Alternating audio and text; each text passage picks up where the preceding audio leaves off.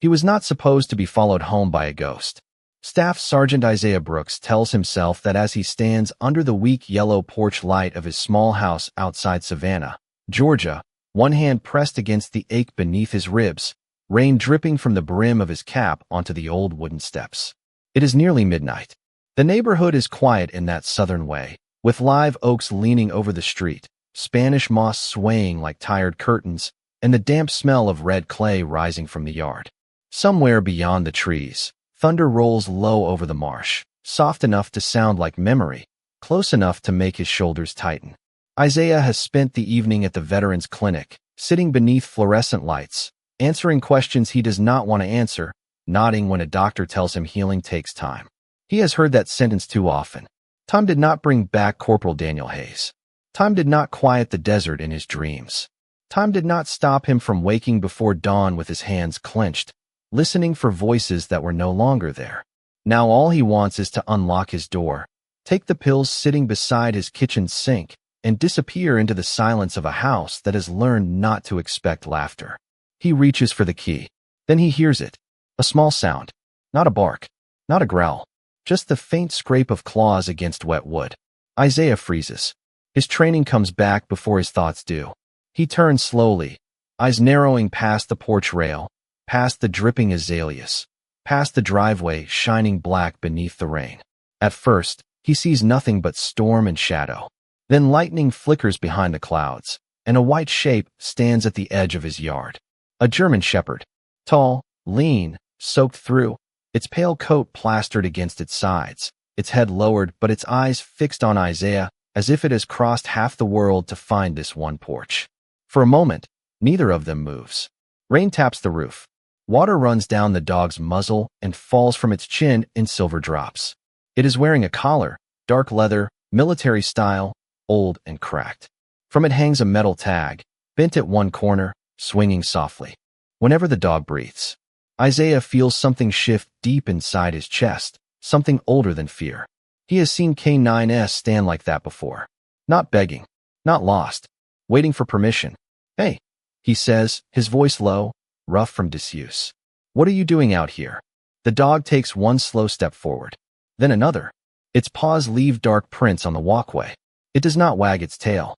It does not lower itself in submission. It simply keeps coming, careful and exhausted, until it reaches the bottom step. Up close, Isaiah can see how tired it is. The shepherd's white fur is streaked with mud along the legs and belly. One ear bears a small notch near the tip. Its amber eyes are steady, but there is pain behind them, the kind of pain that does not ask to be noticed. Isaiah should call animal control. He knows that. A stray K9 wearing a military collar at midnight is not a small thing. But the dog lifts its head, and the tag catches the porch light. For one breath, Isaiah sees a smear of dark red across the metal, half-washed by rain. His hand tightens around the key. "Easy," he whispers. "I'm not going to hurt you." The shepherd climbs one step, then stops. Its front legs tremble. Isaiah bends carefully, ignoring the pull in his side, and holds out his hand. The dog sniffs his fingers. Something passes between them then, quiet and strange, like recognition without memory. The shepherd's eyes soften. It presses its cold nose into Isaiah's palm. The touch is so gentle it nearly undoes him. No one has reached for him like that in years, without wanting an explanation, without asking him to be strong. Isaiah swallows hard. "You picked the wrong house, partner," he murmurs. "I'm not much help tonight." But the dog does not move away. Instead, it leans forward and places one wet paw on the porch, then the next, climbing toward him with the slow determination of a soldier refusing to fall out of formation. Halfway up, its body dips. Isaiah moves on instinct, catching it against his knees before it collapses fully. The shepherd is warm beneath the rain, too warm, feverish. Its breathing comes shallow, uneven, and when Isaiah's hand slides along its shoulder, the dog flinches but does not snap. There is an injury hidden beneath the thick white fur, not fresh enough to be chaos, not old enough to be safe. "Lord," Isaiah breathes. The word slips out before he can stop it. He has not prayed much since Daniel disappeared. Mostly he has argued with ceilings. But tonight, with this trembling animal leaning against him, the old language returns in pieces. He slides one arm under the dog's chest, and helps it across the threshold. The shepherd resists only once, turning its head back toward the rain as if checking the darkness behind it, as if making sure it has not been followed. Isaiah notices. His heartbeat changes. "What did you bring to my door?" he says softly. The dog looks at him, then lowers its head. The metal tag swings again, tapping once against the collar. A small sound, tin against leather. But to Isaiah, it lands like a knock from the past. He gets the door open, and warm air spills from the house, carrying the faint smell of coffee grounds, dust, and cedar from the old hallway floor. The shepherd steps inside and stops just beyond the mat. It does not explore. It does not shake off the rain. It stands there dripping onto the wood, staring at the wall where Isaiah keeps one framed photograph turned partly away from the room. 3 Marines in desert uniforms. One of them smiling wide, arm hooked around Isaiah's shoulders. Daniel Hayes. Isaiah follows the dog's gaze, and the house seems to lose its air. "No," he whispers. The shepherd takes one more step, then folds quietly onto the floor. Isaiah drops beside it, his own pain forgotten, both hands moving now with the steadiness the core once carved into him. He pulls a towel from the bench, lays it over the dog's back, and finally touches the tag. The mud and rain have hidden most of the words, but not all of them. Beneath the smear, beneath the scratches, 4 letters show through. Isaiah stops breathing. Outside, thunder rolls again over Savannah, but inside the little house, everything goes still except the wounded white K9, the soft ticking of rain at the windows, and the name on the tag that should not have known where to find him. The morning light filters softly through the blinds, thin stripes of gold cutting across the worn wooden floor where Atlas lies curled in a tight circle, barely moving, but watching Isaiah with an intensity that feels ancient. The rain has stopped, leaving the air damp and fragrant with the scent of wet earth and salt from the nearby marshes, and the quiet is so complete that Isaiah can hear his own heartbeat echoing against the walls of the small house. He kneels beside the dog, running his hand along the thick white fur, noting the stiff muscles and the lingering warmth from the night. Each breath Atlas takes rises and falls with a rhythm that seems to whisper reassurance, and Isaiah leans closer, allowing the dog to rest its head against his shoulder, as if they share a secret understanding too profound for words. The photograph still catches his eye, Daniel Hayes smiling in the desert sun, his arm draped casually over Atlas when the dog was still a pup, and the memory surfaces unbidden, a warmth under the weight of loss and years apart. Isaiah reaches for the metal tag once more, turning it slowly in his hands, and the words are clearer now, engraved deep enough that even the smudges from mud and rain cannot erase them. Each letter feels deliberate, a message meant to guide, a tether between past promises and present reality. He notices the small dents and scratches, marks of the journey the dog endured alone, and he feels an ache of admiration mixed with guilt for the years he spent wondering if he had failed. The house is quiet, filled only with the muted creaks of settling wood and the occasional sigh from Atlas as he shifts position.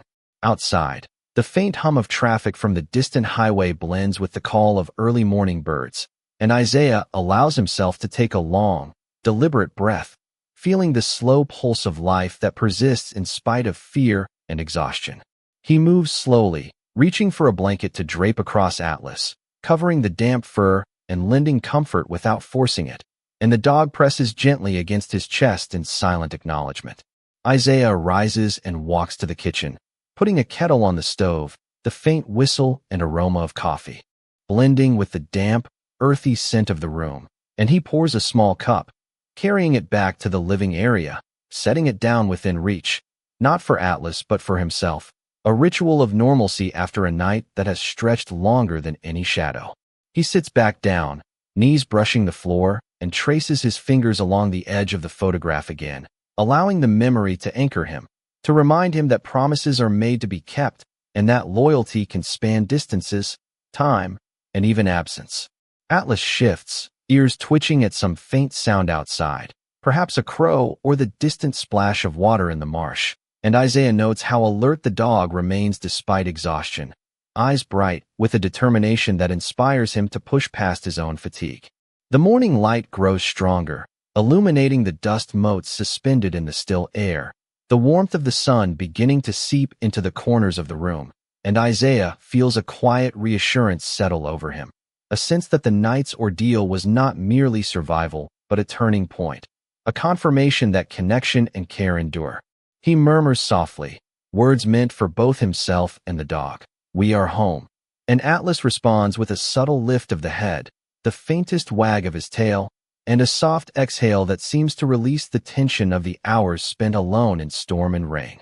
The tag glints in the light now, its letters etched into memory and metal alike, a reminder that paths converge in unexpected ways. And Isaiah leans down, resting his forehead against the dog's, feeling the steady warmth, the shared breath, and the unspoken promise of days to come.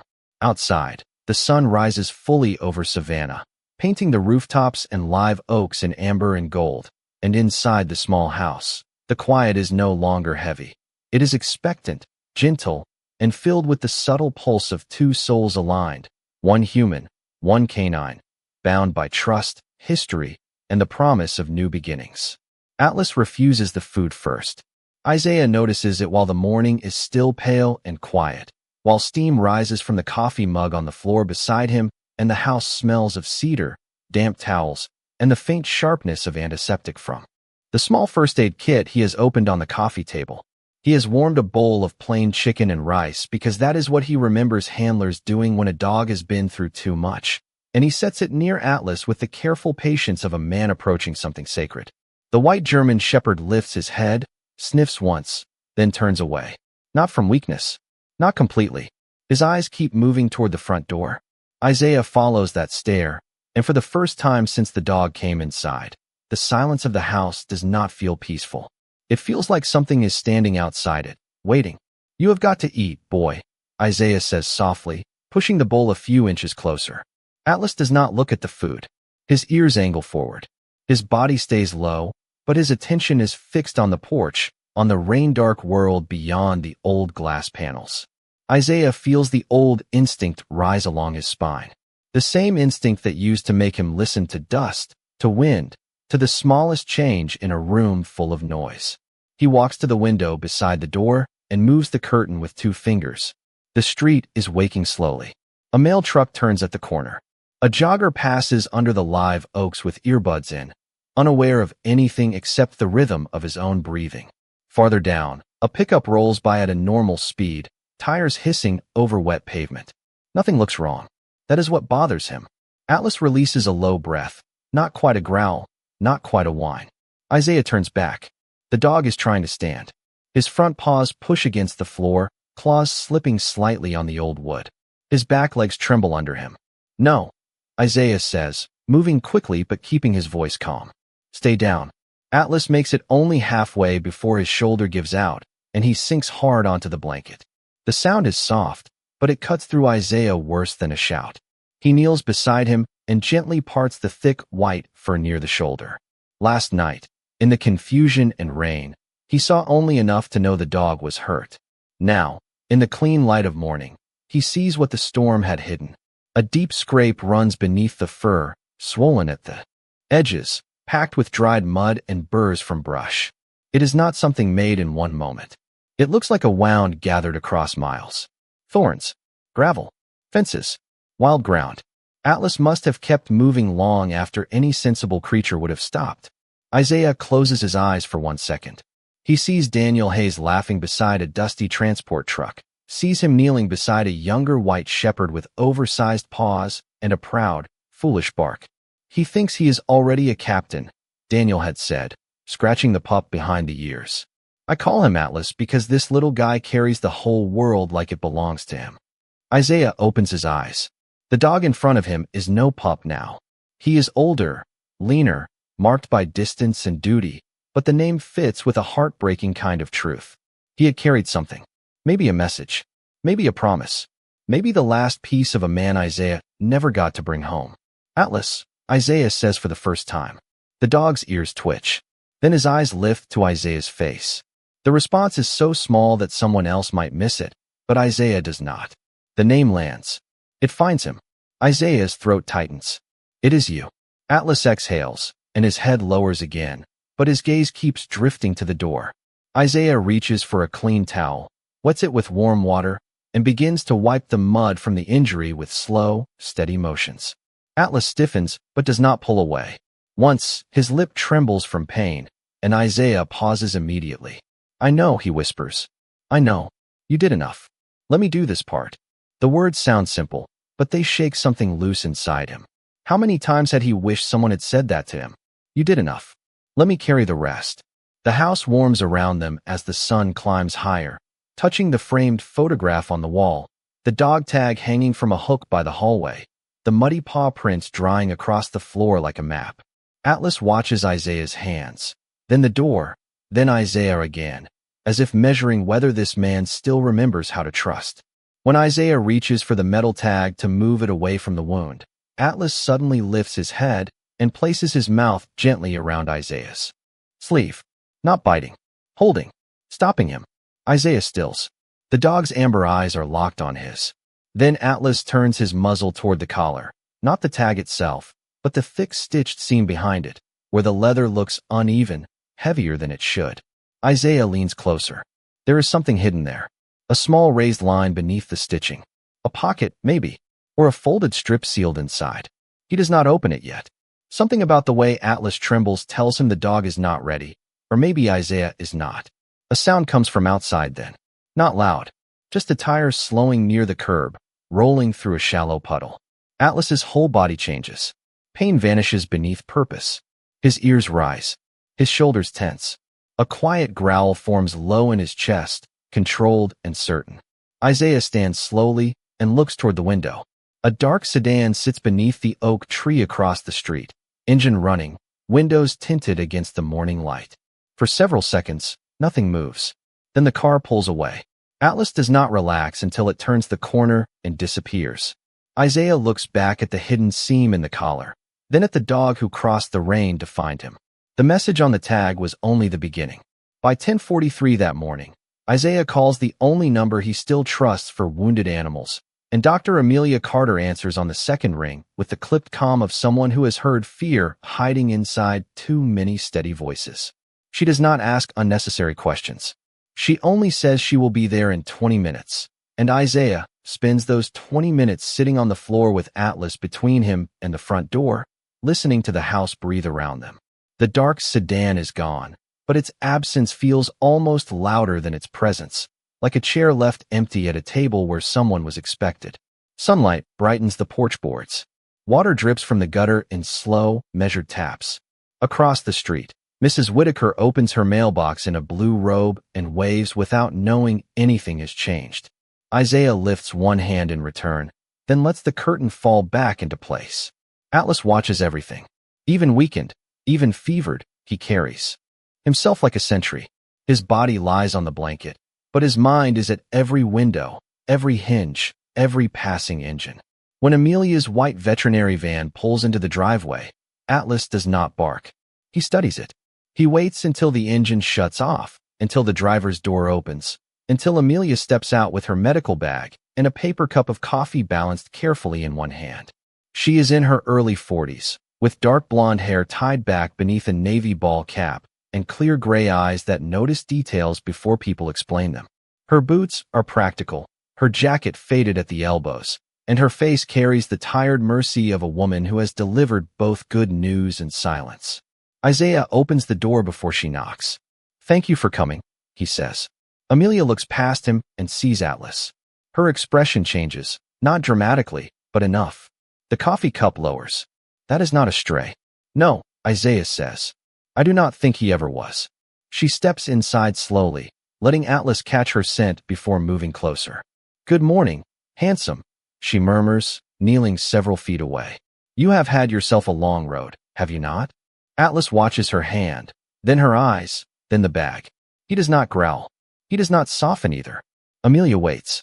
The house holds still. After a few seconds, Atlas lowers his head by half an inch. "Permission." Amelia nods as if he has spoken. "Thank you." Isaiah notices that.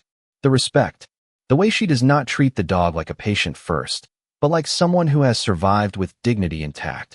She puts on gloves, checks his gums, his pulse, his temperature, then gently parts the white fur near the injured shoulder. Her mouth tightens. He has been moving on this for a while. How far? Isaiah asks. Amelia does not answer right away. She removes a small pair of tweezers and lifts bits of dried burr and marsh grass from the fur near the wound. Far enough to cross more than one kind of ground. Roadside grit, pine needles, swamp mud. I would guess miles. Maybe more than 10. Maybe much more, if he rested and kept going. Isaiah looks down at Atlas, at the ribs rising under the blanket, at the eyes still fixed toward the front of the house. He came here for a reason. Amelia glances at the military-style collar, then at the tag. She reads the visible letters without touching it. Isaiah, she says softly. He looks away. That is me. Then this dog did not wander here.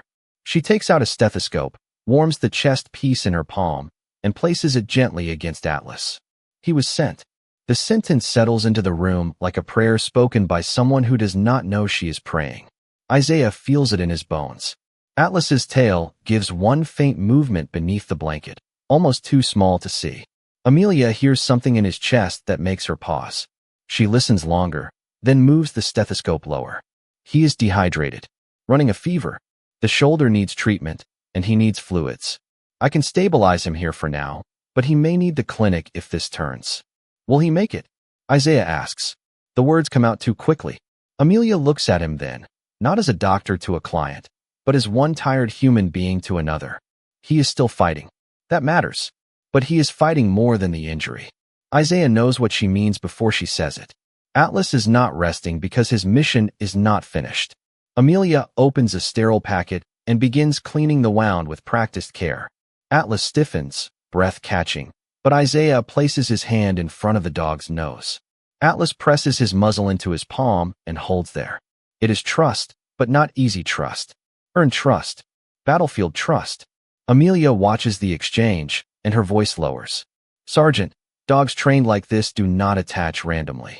They follow scent, routine, command, memory. But this one is behaving like he was given a final task. Isaiah looks toward the uneven seam in the collar. There may be something hidden in it. Amelia's hands still for a moment. Have you opened it? No, why not? He studies Atlas, whose eyes remain half open, fixed on him even through pain and exhaustion. Because he stopped me. Amelia does not smile. She only nods. Then wait until he lets you. Outside, a delivery truck rumbles by, harmless and loud.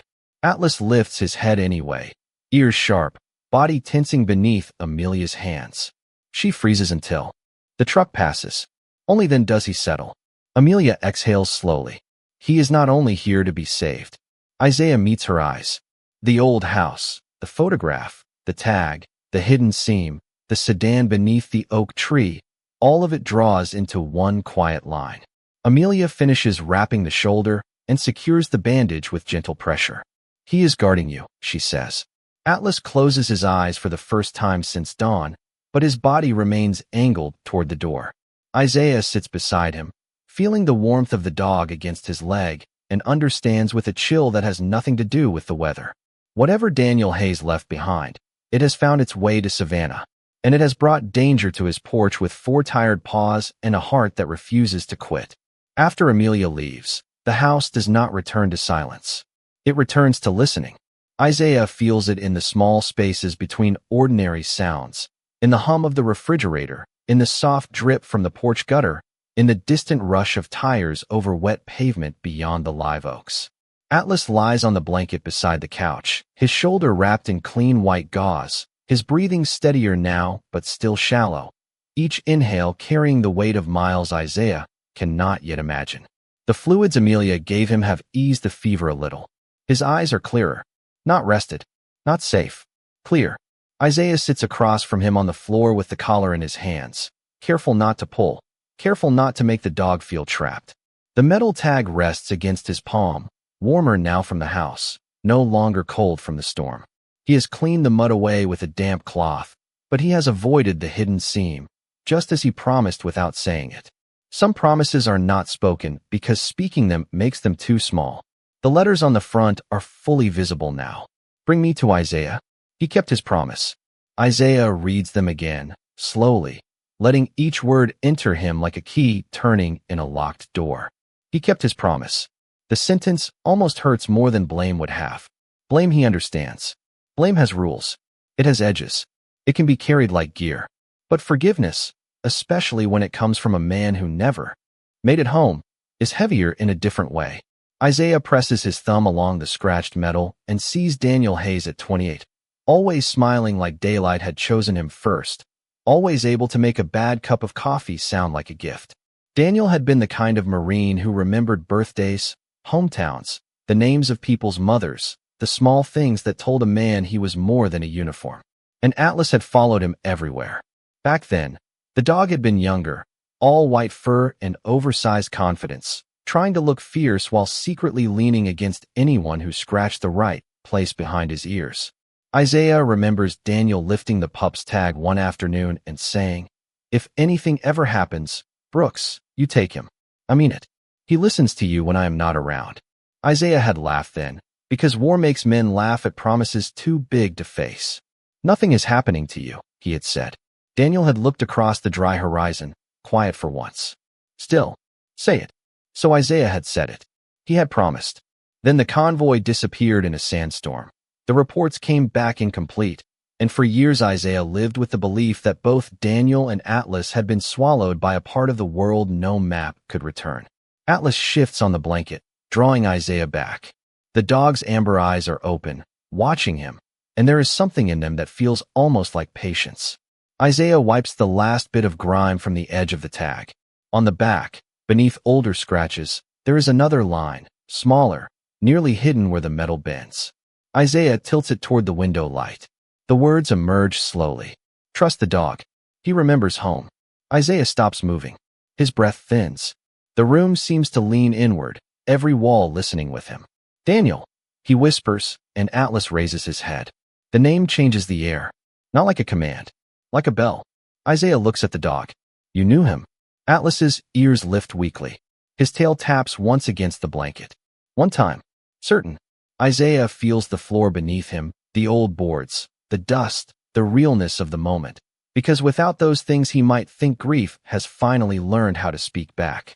He reaches slowly toward the uneven seam behind the collar. Atlas watches his hand. This time, he does not stop him. Isaiah pauses anyway, waiting for the smallest sign of refusal, but the dog only lowers his head onto his paws and keeps his eyes on Isaiah, trusting him with something that must have cost more than pain to carry. The stitching is thick and dark, newer than the collar itself. Amelia had left a small medical scissors on the coffee table, and Isaiah takes it now, sliding the tip carefully under the first thread. He cuts one stitch, then another. The sound is tiny, a soft snap of thread in a quiet room, yet each one seems to echo through years of unanswered questions. Inside the seam is a narrow strip of waterproof fabric, folded tight and sealed with old clear tape. Isaiah works it free with trembling fingers. Atlas exhales, long and low, as if some part of his burden has finally reached the hands it was meant for. Isaiah unfolds the fabric. There is writing inside, cramped but unmistakable. Daniel's handwriting. Isaiah knows it before he reads a word because memory recognizes what the mind tries to bury. The note is short. "Isaiah, if Atlas found you, then he did what I could not. Do not blame yourself. You kept your promise before you ever knew it. He chose you the same way I did. Follow where he points when the tide is low. Under the old river warehouse, the truth is still waiting." Isaiah reads it once. Then again. Outside, a breeze moves through the live oaks, shaking loose drops of rain that fall like soft applause across the porch roof. The old river warehouse. Isaiah knows the place. Everyone in that part of Savannah does. A weathered building near the docks, half forgotten, standing where the river smells of salt, rust, and diesel. But it is the line before that which holds him still. "He chose you the same way I did." Isaiah looks at Atlas, and the dog slowly lifts one front paw despite the bandage and places it over Isaiah's wrist. Not demanding, not warning, remembering. The contact is light, but it breaks something open in him. Isaiah bows his head, and for a moment he does not fight the tears. They come silently, without shame, falling onto the old floor between man and dog. Atlas keeps his paw there, steady as a vow. And in that quiet Savannah house, with morning brightening beyond the curtains and a dead man's message resting in Isaiah's hand, The first miracle is not that Atlas survived the storm. It is that Isaiah finally believes he was never meant to carry the promise alone. Isaiah packs a small bag for the journey, carefully including water bottles, a flashlight, a pair of gloves, and the worn notebook where he has kept his own thoughts over the years, and Atlas follows each movement with attentive eyes, shifting slightly, as if reading the intention behind every motion. The morning air in Savannah is warm now, heavy with the scent of the nearby river and the faint salt of the marshes, carrying the smell of wet asphalt and the faint hint of pine from the neighborhood trees, and the sunlight paints the walls of the small house in soft amber that glances across the bandaged shoulder of the dog, highlighting every curve of muscle and the sheen of clean fur drying after the damp night. Isaiah slides the leash gently over Atlas's collar, careful not to tug or alarm him, and the dog accepts it without hesitation, standing slowly on all fours and testing the floor with measured steps before approaching the door, nose low, tail relaxed but steady. They move quietly through the hallway, each sound amplified in the open stillness of the house, the soft creak of the floorboards under Isaiah's boots echoing faintly in the morning light, and he feels the old rhythm of discipline return, the kind he has carried since basic training, but now tempered by care and patience. Outside, the street is brightening with the movement of neighbors tending gardens, the occasional car passing, the far-off bark of a neighbor's dog, and Isaiah feels the contrast between the safety of home and the path ahead, a line drawn in sunlight and shadows. Atlas steps down onto the porch first, tail giving a small, deliberate wag, looking back at Isaiah as if to confirm that they are leaving together. Isaiah nods once, and they move down the steps, the dog leading, nose pointing toward the river route that Daniel had mentioned in the note, and Isaiah allows him to guide the way, trusting instinct over map, intuition over certainty. The leash is loose, the air humid and filled with the scent of earth and damp wood, and Isaiah notes how Atlas pauses at intervals, listening, sniffing, eyes scanning the horizon, reading the world in ways Isaiah cannot, yet trusting that the dog knows the line they must follow. They pass under the live oaks, the Spanish moss trailing low, and Atlas's ears lift at every sound, the rustle of leaves, a distant engine, the flapping of a newspaper caught in a gutter, and Isaiah matches his pace, eyes forward, heart steady, following a path of trust rather than evidence. Along the way, small moments of recognition occur. A familiar curve of the road where he had jogged before the war, the faded sign of a corner store, the scent of the river growing stronger with every block, and each time Atlas pauses, Isaiah stops, letting the dog confirm the direction, and the rhythm of walking together becomes meditative, a conversation without words, a shared mission. Hours pass in this quiet communion, the city moving around them in indifference, yet Isaiah is aware of each shadow, each bird call, each uneven patch of pavement, allowing Atlas to navigate with a precision born from purpose. As they approach the river docks, the air shifts, cooler, briny, carrying the distant creak of boats and the metallic scent of rusted chains and docks, and Isaiah sees the warehouse Daniel referenced, old and gray, with its large doors half ajar, the shadows pooling beneath the eaves like a secret waiting to be discovered. Atlas pauses at the edge of the gravel, tail low, head lifted, nostrils flaring, then looks back at Isaiah, waiting for acknowledgement. Isaiah kneels, breath even, and murmurs, "This is it, boy. Let us see what was left behind." The dog steps forward first, paws crunching over the gravel, nose working the air, ears twitching at the smallest creak of the door. Isaiah follows, careful, slow, feeling the weight of the note and the promise that brought them here. As they cross the threshold into the half-light of the warehouse, dust motes catch the sun through the cracks, glinting like tiny stars suspended in a void, and Isaiah feels that he is walking not just into a building, but into the echo of Daniel's presence, the path he left, and the trust of a dog that has carried more than he could have imagined.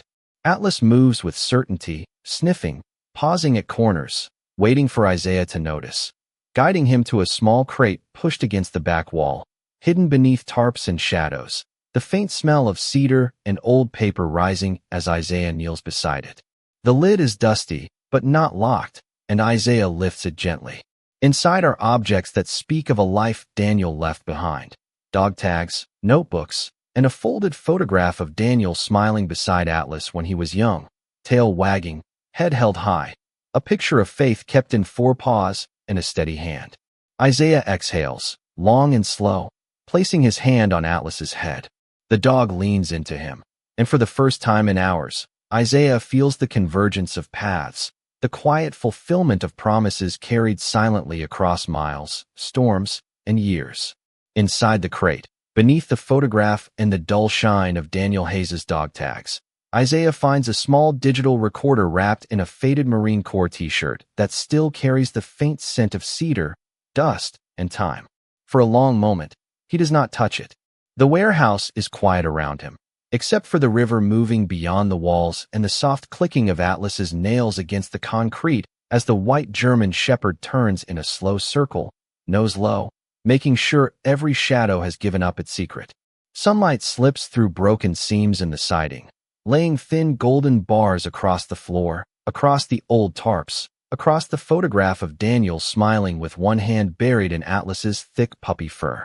Isaiah kneels there with the recorder in his palm, feeling its small weight as if it is heavier than any rucksack he ever carried. "You knew this was here," he whispers. Atlas stops beside him, leans his bandaged shoulder carefully away from the crate, and lowers himself with a tired grace that makes Isaiah's chest tighten. The dog places one paw near the recorder, not on it, just beside it, as if presenting evidence in the only language he has. Isaiah presses the power button. For a second, nothing happens. Then the device flickers to life with a tiny green light. The sound that comes first is not a voice, but wind. Low, rough wind, like air moving across an open place. Then a breath. Then Daniel Hayes, older than Isaiah remembers, softer than the laughter in the photograph, but unmistakable. "Brooks." The recording begins, and Isaiah closes his eyes. One word is enough to pull years out from under him. The warehouse fades. Savannah fades. For a moment, he is back beneath a hard blue sky. Daniel grinning over bad coffee. Atlas barking at his own reflection in a truck mirror. The 3 of them young enough to believe promises could outrun loss. The recording crackles. "If you are hearing this, then Atlas made it. I knew he would. He always did have more faith than both of us." Isaiah lets out a sound that is almost a laugh and almost grief. Atlas lifts his head, watching him. Daniel continues, "There are things I could not send through official channels. Not because I stopped trusting the Corps. Never that. But because sometimes the truth has to pass through hands that remember the heart of it. You remember, Isaiah? You always remembered." Isaiah's fingers tighten around the recorder. Outside, a gull cries over the river. Somewhere beyond the wall, a boat horn sounds low and far away, carrying through the warehouse like a note from another life. "The day everything changed," Daniel says. "I saw you turn back for a man everyone else thought was already gone. You never talked about it afterward. That was your way. But I saw it. Atlas saw it too. That is why he trusted you before command ever wrote your name beside his." Isaiah lowers his head. The old guilt rises out of habit, but this time it has nowhere to stand. Daniel's voice keeps going, patient as morning. "If reports ever said I blamed you, they were wrong. If silence made you think you failed me, silence lied. You kept your promise the first time you chose mercy over fear. The rest was just time catching up." Atlas shifts closer until his flank touches Isaiah's leg. The contact steadies him. The recorder crackles again, and Daniel's breathing grows quiet, not weak, just careful, like a man choosing each word because he knows words may be all that remains. There is a file in the bottom of this crate. Names, dates, shipment numbers, proof that some mistakes were covered to protect reputations instead of people. Take it to someone clean. Do not chase anger. Anger will eat what grief leaves behind. Let the truth do the walking. Isaiah opens the crate further. Beneath the shirt, beneath a stack of notebooks sealed in plastic, there is a flat envelope marked in Daniel's handwriting. For Isaiah. Atlas presses his nose to it once, then looks toward the warehouse doors. The air changes. Not danger exactly. More like urgency. Isaiah slips the envelope into his bag and returns to the recorder. Daniel's voice softens. "And Brooks, if Atlas is with you, he is not cargo. He is not evidence. He is family. He carried my last clear thought across more road than any dog should have to walk. Do not let him spend the rest of his life waiting at doors. Give him a porch. Give him sunlight. Give him your hand when the dreams get loud. He will give you his. Isaiah's vision blurs. He does not wipe his eyes. The tears are quiet, and the warehouse does not judge them. Dust floats in the sunbeams. The river breathes against the pilings. Atlas rests his chin on Isaiah's knee with the solemn tenderness of a creature who has finished one duty and is asking whether another may begin. Then Daniel's final words come through, low and clear. You saved me once. Now let him save you. The recorder clicks off. The silence afterward is not empty. It is full of everything Daniel could no longer say, and everything Isaiah had been too wounded to hear. Isaiah sits very still, one hand on the envelope, the other buried in Atlas's white fur. He can feel the dog's heartbeat beneath his palm, steady and living.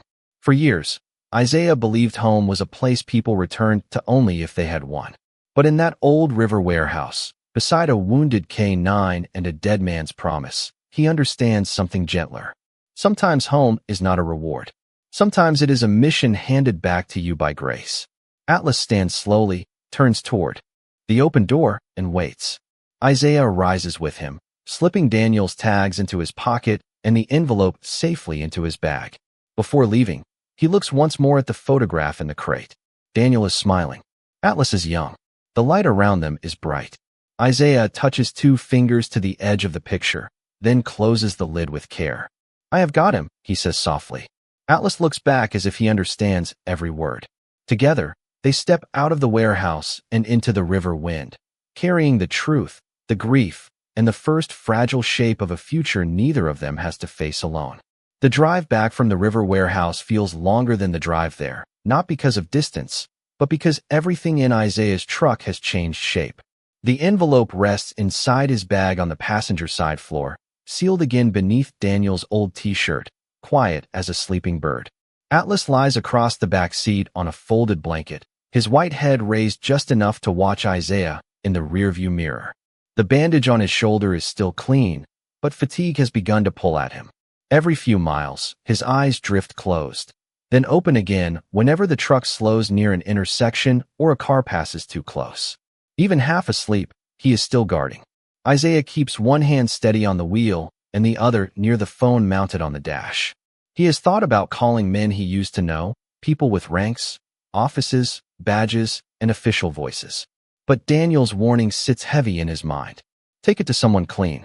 Do not chase anger. Let the truth do the walking. So Isaiah drives not toward a command building, not toward a courthouse, but toward the one person in Savannah who has never asked him to be anything except honest. At 1:12 in the afternoon, he parks outside a small brick legal clinic 2 blocks from Forsyth Park, where the oak trees bend over the sidewalk, and the air smells faintly of magnolia, coffee, and the warm pavement after rain. The sign on the door reads Eleanor Price, Veterans Advocacy and Family Law. Isaiah knew Eleanor before she was an attorney. Back then she was Ellie Price, a Navy corpsman with calm hands and a voice that could settle a room without rising above a whisper. She had once sat beside him after a memorial service and said nothing for 20 minutes, which was exactly the help he needed.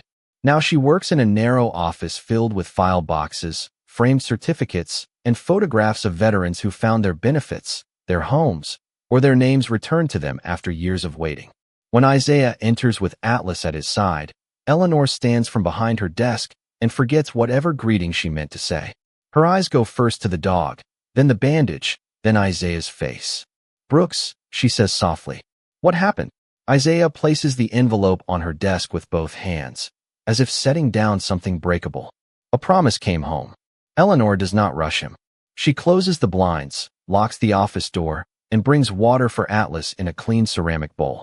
Atlas drinks slowly, then positions himself between Isaiah and the entrance, lowering himself with a tired sigh, but keeping his ears alert. Eleanor notices. He trusts you. Isaiah looks down at the dog. He trusted someone else first. The next hour passes in quiet pieces. Eleanor opens Daniel's envelope carefully, spreading each page across her desk beneath the warm light of a green banker's lamp. There are dates, transport logs, signed memos, records of decisions made by people who thought paper could hide what conscience could not. Nothing in the document screams. That is what makes them powerful. They are calm. precise, patient. The truth does not need to raise its voice when it has been waiting long enough. Eleanor reads with her jaw set and one hand resting near her mouth. Isaiah watches the reflection of the pages in her glasses, and Atlas watches Isaiah. Outside, life continues. A cyclist passes the window. Someone laughs near the coffee shop next door. A church bell rings twice in the distance.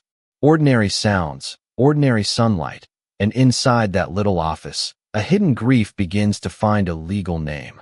Eleanor finally sits back. "This is enough to reopen the inquiry," she says. "More than enough. But we do this the right way. Copies first. Secure delivery. Inspector General, Veterans Oversight, and one journalist I trust with military families." Isaiah nods, but his eyes are on Daniel's dog tags in his palm.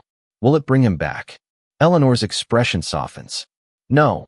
The answer is gentle, and because it is honest, it hurts cleanly. But it may bring back his name. Isaiah closes his hand around the tags.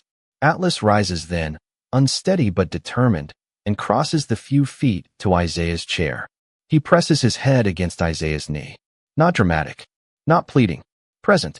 Isaiah places his hand on the dog's neck and feels the pulse beneath the fur, steady, living, insistent. Eleanor watches them for a moment, and when she speaks again, her voice has lost its legal edge. "Daniel knew what he was doing when he sent him to you." Isaiah looks down. "I spent years thinking I failed them both." "Maybe," Eleanor says, "he spent those same years making sure you would be the one to finish it." The words settle deep. Isaiah has no answer. He only bows his head until his forehead nearly touches Atlas's. For the first time, he allows the possibility that grief had not been a sentence. Maybe it had been a road. Long, cruel, and lonely, but still a road. And at the end of it, a white dog had found his porch in the rain. By late afternoon, Eleanor has scanned every document, sealed the originals, and placed 3 encrypted copies into separate drives. Isaiah signs a statement. His hand trembles only once, when Daniel's full name appears on the page. Corporal Daniel Hayes, United States Marine Corps. Witnessed by Staff Sergeant Isaiah Brooks. Atlas lies beneath the desk while Isaiah signs, his tail resting against Isaiah's boot, like a quiet reminder that he is not alone in the room. When everything is finished, Eleanor walks them to the door. The sky outside has turned a tender blue, washed clean after the storm. "Go home," she says. "Let me carry this part for a while." Isaiah hears his own words from that morning echo back through her. "You did enough. Let me do this part." He almost smiles. "Almost. Thank you, Ellie." She looks at Atlas. "Take care of him." Isaiah opens the truck door, helps Atlas gently into the back seat, then stands for a moment on the curb beneath the oak shade. The city moves around him, unaware of the small miracle passing through its streets. Justice has begun, not with sirens, not with shouting, but with documents in safe hands, a promise no longer buried, and a wounded K9 finally allowed to close his eyes. As Isaiah drives home, Atlas sleeps for real this time, deeply, trusting the road, trusting the man at the wheel. And Isaiah, watching the sunset burn softly over Savannah, understands that the rescue has turned around. He thought he was carrying Atlas out of the storm, but all along, Atlas had been carrying him back toward the light. The sun is dipping low over Savannah, painting the sky in strokes of amber and soft rose, and the air carries the faint scent of the river mingled with the warmth of the pavement. Isaiah parks his truck at the edge of his small porch and lets Atlas climb out first, paws landing carefully on the wooden boards, leaving faint wet prints behind. The dog pauses, looking up at the roofline, then glances back at Isaiah, inviting him to follow. Inside the house, the envelope and Daniel Hayes's dog tags are placed on a shelf above the mantel, a quiet monument to trust, courage, and promises kept. Atlas moves to the window, ears pricked, tail swishing lightly against the floor, observing the world with the patience of a sentinel who has crossed storms, rivers, and distance to ensure a mission is complete. Isaiah sets his bag down, loosens his jacket, and kneels beside Atlas, letting the dog rest his head against Isaiah's knee. They sit like that for a long moment, the sounds of the neighborhood quiet around them, punctuated only by the faint rustle of live oaks in the evening breeze and the distant call of a gull over the river. Isaiah reaches to brush a hand along Atlas's back, feeling the warmth, the steady pulse beneath the fur, the presence of a life that has endured to find him, and he allows himself to breathe fully, the weight of past fear and grief slowly lifting. Through the windows, the fading light highlights the subtle contours of Atlas's white coat, the slight scars along his shoulder, and the strength that remains in his limbs despite the long journey. Isaiah whispers, softly, words that are meant more for himself than for the dog. "We are home." Atlas lifts his head, amber eyes meeting Isaiah's with a depth of understanding that does not need speech. He nudges Isaiah's hand with his nose, a gentle reminder that connection endures beyond words, distance, and time. Isaiah stands and moves toward the kitchen, filling a small bowl with water and another with food for Atlas, setting them down on a mat where the dog can reach comfortably. Atlas approaches slowly, sniffing, then begins to eat, each bite measured and deliberate, and Isaiah watches, letting the ordinary act of care become a quiet ceremony of renewal and trust. The house seems to exhale along with them, carrying the warmth of this moment across the familiar walls, the soft hum of electricity, and the faint creak of floorboards under the dog's paws. Isaiah retrieves a blanket and drapes it over Atlas as he finishes, rubbing gently along the dog's side, feeling the muscles relax under his fingers. Outside, the river glimmers in the twilight, and the first stars appear over the live oaks, pale points of light reflected faintly in the dark water. Isaiah leans back against the wall beside Atlas, eyes drawn to the framed photograph on the mantel of Daniel smiling with a young Atlas at his side, and he allows himself to feel that the chain of care, faith, and loyalty has come full circle. The dog stretches, settles once more against Isaiah, and for the first time in a long while, both the Marine and his K9 companion are still, silent, and at peace, knowing that the promises of the past have been honored, that the mission has been completed, and that home is not simply a place, but a presence felt in shared trust, steady breaths, and the quiet heartbeat of a companion who has walked through storms to arrive at this moment together.